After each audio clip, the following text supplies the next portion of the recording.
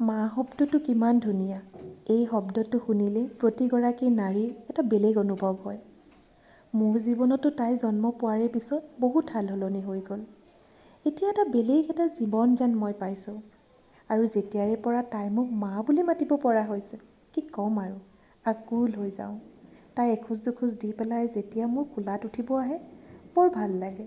এয়াই জীৱন যেন লাগে আৰু এয়াই তৃপ্তি যেন লাগে। সকলো সময়তে কেৱল তাইৰেই কথা। তাইৰ কাম, তাইৰ কেনেকৈ খাব, তাই কি খাই ভাল পাব, তাই কেতিয়া হ'ব, এইবোৰেই দেখোন চলি থাকে। নিজৰ বাবেতো আজৰি নায়েই বাৰু।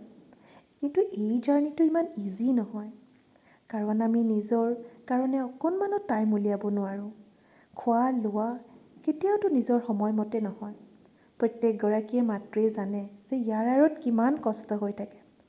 আৰু বিশেষকৈ ৱৰ্কিং মাডাৰবিলাকৰ কাৰণে আৰু বেছি কষ্ট। কাৰণ প্ৰফেশ্যনেল লাইফতো সিমানেই সময় দিবলগীয়া হয়। সেয়াই ইয়াত যদি আমাৰ নিজৰ ৰিলেটিভছ হওক বা স্পাউছ হওক বা অইন কোনোবাই হওক, আমাৰ যদি আপোন মানুহখিনিয়ে ছাপোৰ্ট নকৰে, তেতিয়া খুব কষ্টকৰ হৈ যায়। ছোৱালীয়ে এতিয়া খেলিব পৰা হৈছে, ডাঙৰ হৈ আহিছে, ভাল লাগে। দাদা, মামা এইবোৰ শব্দ শুনিলেই সকলোবোৰ কষ্ট যেন মই পাহৰি যাওঁ। আৰু যেতিয়াই তাই মোৰ কোচত আহে এনেদৰে মা বুলি কৈ পেলাই চুমা এটা খায়, আৰু কি ক'ম, জীৱনৰ সকলোখিনি যেন মই পাইছোঁ, এয়াই অনুভৱ হয়। আৰু কষ্ট হয় যদিও বৰ ধুনীয়া জাৰ্ণি।